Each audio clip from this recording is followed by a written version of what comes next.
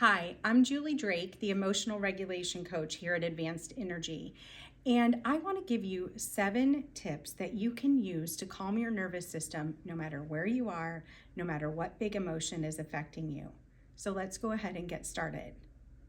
The first one I want to talk to you about is finger tapping. What do I mean by that? We all have meridians that run through our bodies. Think of it as like the electrical wiring in your house. And sometimes they get supercharged with really big emotions like anger, fear, anxiousness.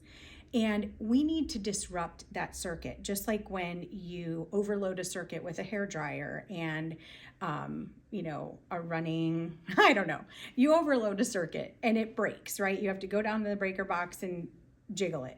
That's what we want to do with that anxiousness, that nervousness, that fear that's running through the body nonstop. And it's just so big, we got to say, stop. So one of the things we can do is tap on your fingers. And you can do this anywhere. You start with the thumb and you just tap inside the finger line. And you're hitting all kinds of meridians while you do this.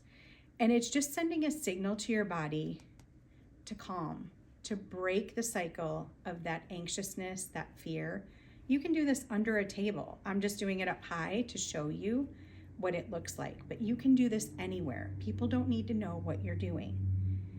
And you can do it until you feel that calm wave wash over you. Technique number 2 is not for everybody. Some people that do deep breathing exercises actually get more anxious or ramped up than calm. Just judge how you feel. If this is a technique that calms you, use it. If not, I recommend using one of the others instead. So how do you do this? Because we breathe all the time, but we shallow breathe. We don't deep breathe. Very few of us breathe correctly. So when we deep breathe, we're actually sending a message to our body to remain calm. So you want to breathe in, hold, and then exhale longer. So let's say a 4 count in, hold at the top, and then release 6 or 8 counts. And be intentional about it. People don't need to know what you're doing. I'm still talking to you while I'm doing this. But the better you get at it, and I'd also recommend doing this when you're not anxious, when you're not fearful, because then your body will remember how to do it when it needs to do it the most. So try it again. Breathe in 4 counts and hold it, and then release out even longer.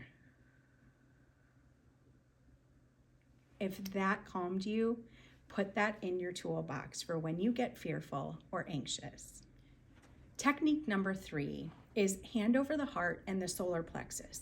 Our heart space is not just for the pledge, it's also to remind our body, I got this.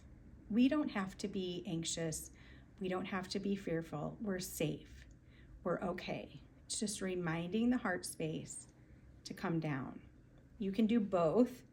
Probably not when you're in a crowd of people. They'll be like, what are you doing? But if you're alone, do both and do the breathing along with it if it did not trigger you.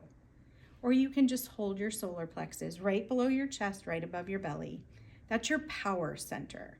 So when you're feeling fearful, when you're feeling anxious or overwhelmed, you can just say something like, I got this. I'm good. I'm safe. I'm good. I'm here. Whatever that positive response you want to build, you can keep saying that while you're just holding, just super calm. Technique number 4 is called countdown grounding.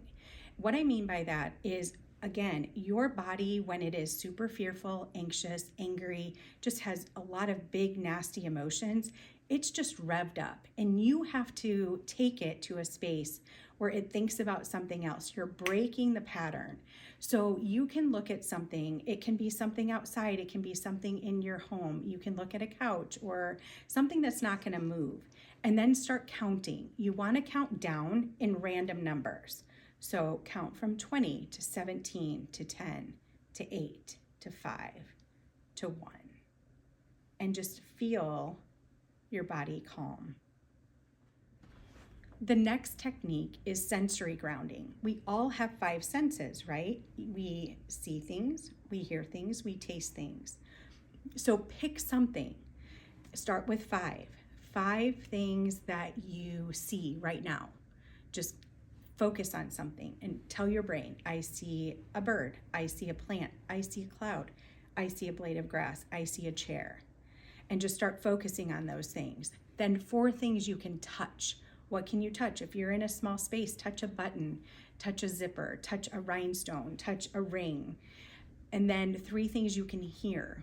What is going on around you? Do you hear a bell? Look for pleasant sounds. 2 things you can smell. And then 1 thing you can taste. Get your mind focused on other senses and other things around you other than the big emotion you're feeling.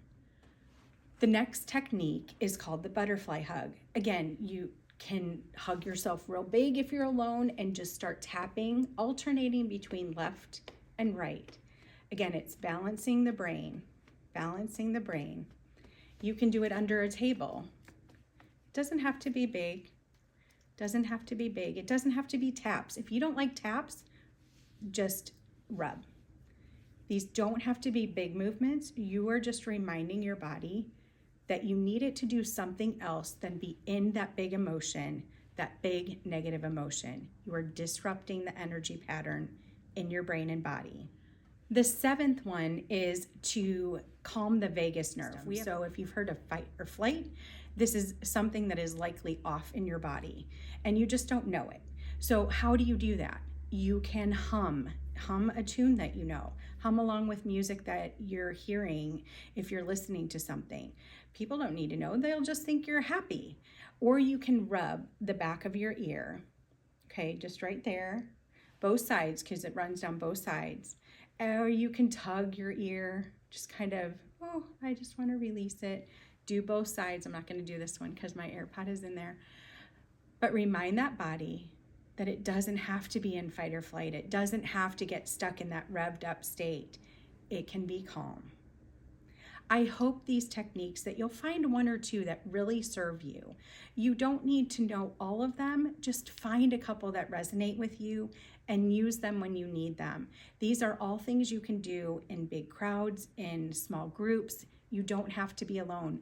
But I do recommend practicing them alone so that you get comfortable with them, that you know how to do them, so you can use them in the moment that you need it.